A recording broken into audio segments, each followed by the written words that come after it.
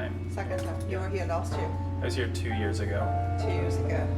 And you were here as a dancer or choreographer? As a choreographer 2 years ago.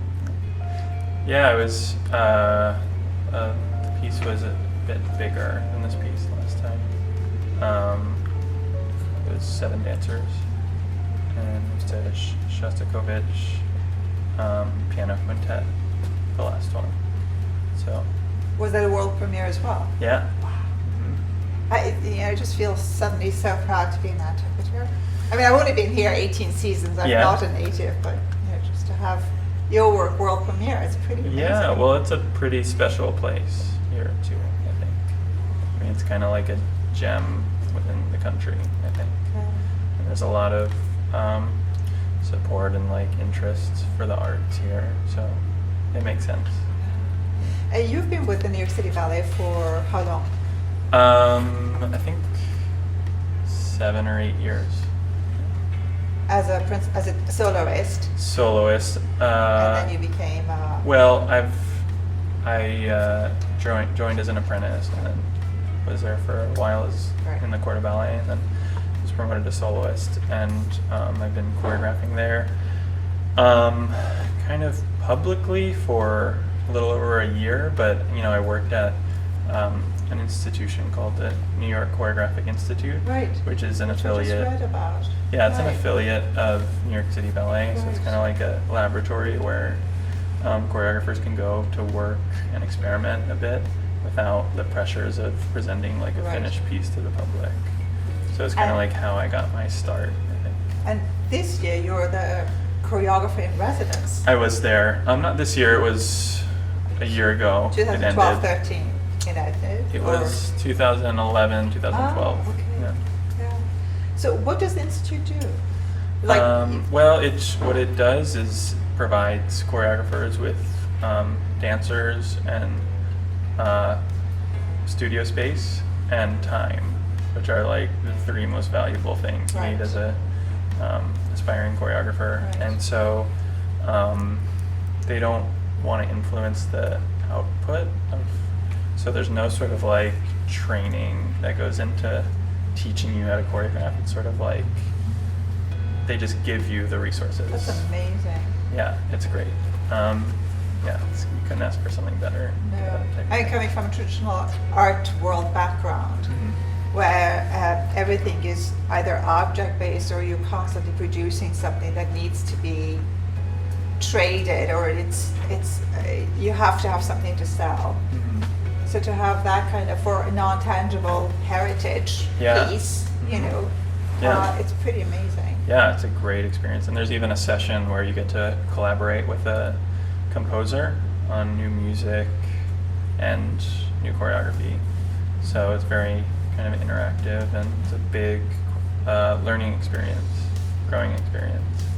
As a choreographer, you've been formally choreographing since about 2009, am I correct in thinking? And this is your, 14th work?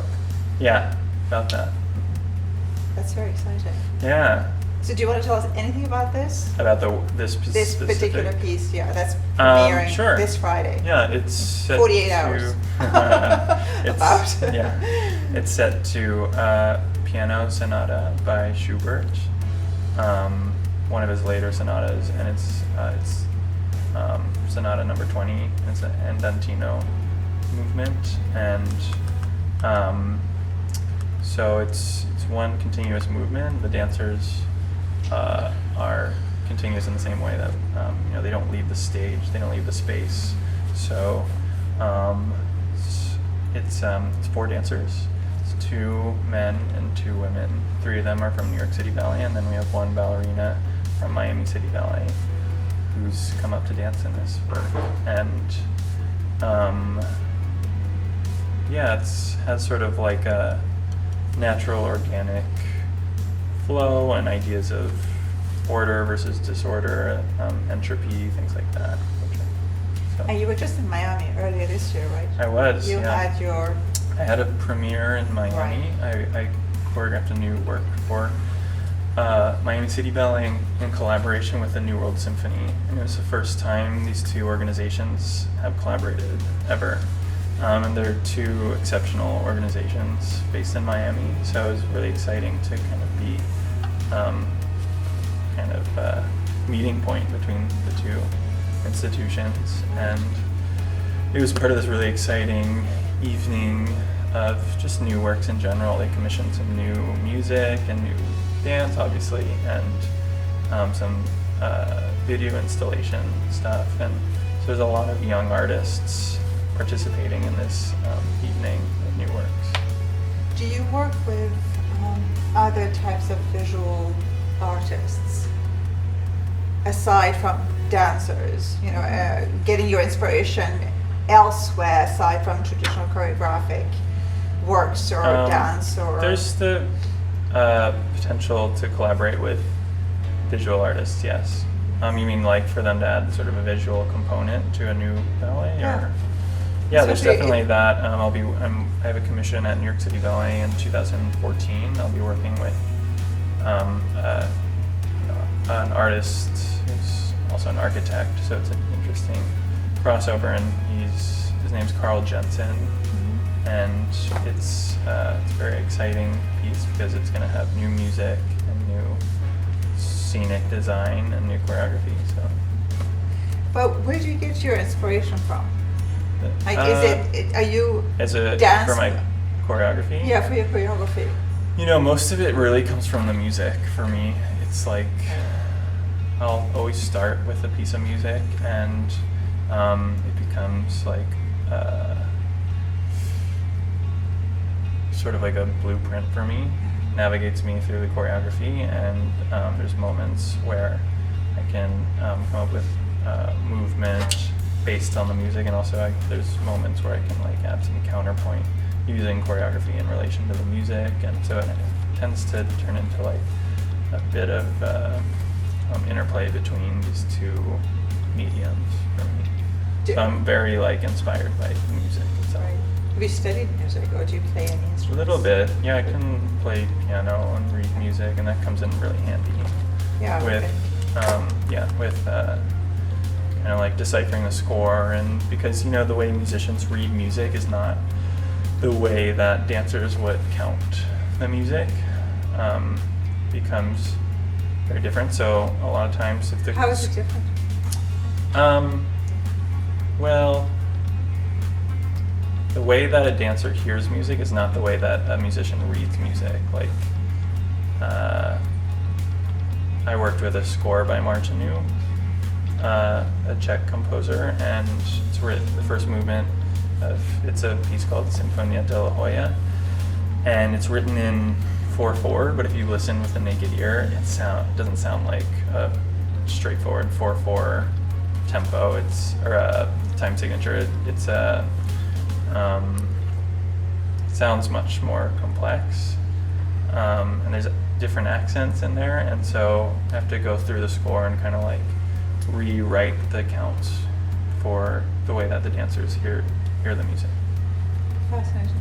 Yeah. And there's a whole, obviously, discussion we're not going to get into about dance documentation and notation and so on and so forth, which, I mean, a lot of older, we just don't have any references to that, even through the better half of the 20th century, if not the first half of it. Yeah. But what is the trend now, if you just want to talk loosely about?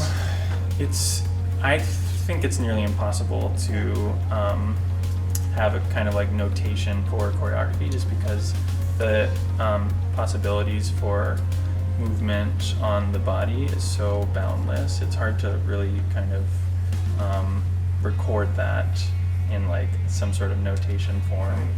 And if you tried, it would become very, very detailed and a lot written on like one specific, 2-second movement, I think. Right. It depends on the dancer as well. Yeah, it can depend, and it can vary from Right. dancer to dancer, and so it becomes a lot of reference to video recording, Right. like archival videos that we Right. can check back to, and then we usually have repetitors who typically are people who have danced the works, and certain parts that they've danced within the works are kind of like embedded in their muscle memory, Yes, and so they're yes. able to like reset that movement on other people. So it's kind of I guess it's primitive in a sense, and that's the way it's sort of like passed down from one dancer to the next. There's no like way you can like read a ballet, read a dance in notation form. But that's why it's the experience of seeing a dance piece live is sublime. It's just irreplaceable. It's Yeah. like theater or even opera. The recording, you just can't catch the nuances of. I agree. Yeah, it becomes, when I see a video recording of a ballet, it becomes sort of dulled down. Like it loses its life.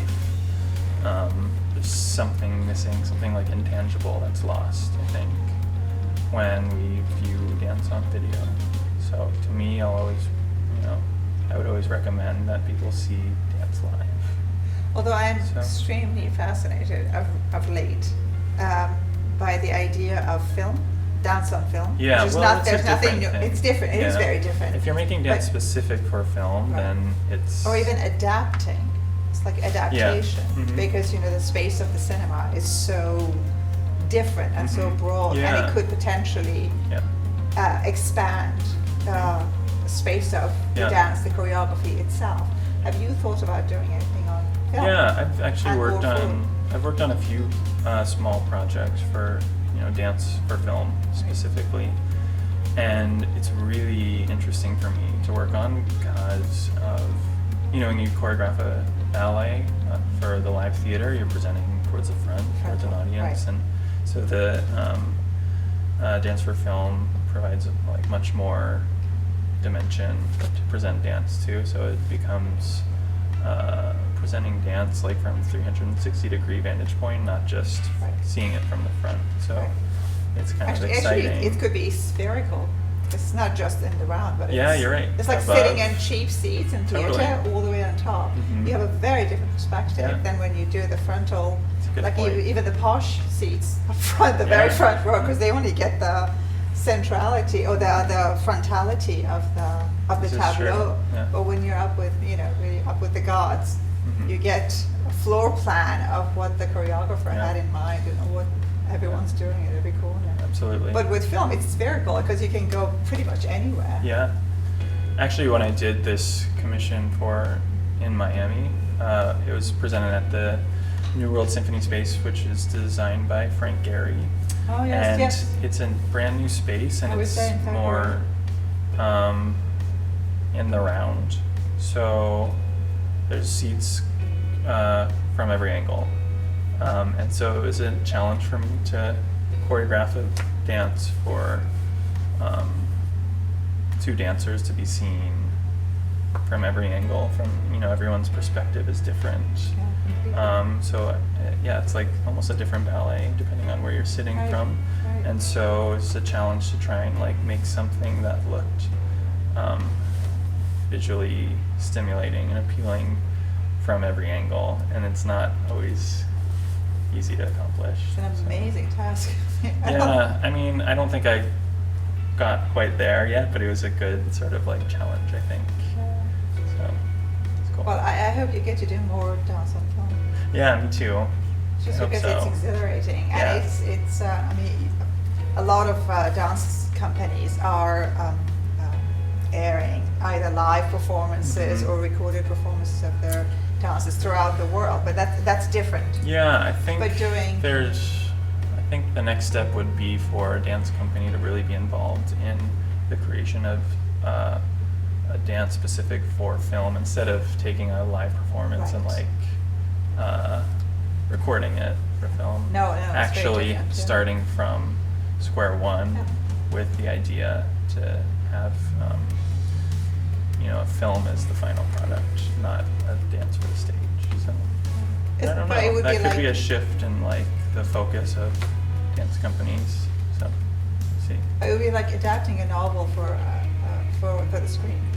Even Yeah. if you're taking traditional Yeah, if you choreographies took- or even works that you have choreographed for the stage, Mhm. then you would hire a Yeah. screenwriter as if, Yeah. whereas you yourself would do. And that's sort of that actually actually something that's part of this Athenaeum Dance Festival is showing this film called Opus Jazz. Yes, New I York had Export. a nice chat with Ellen. Yeah, so that is exactly what you're describing. Right, yeah, right. so it's a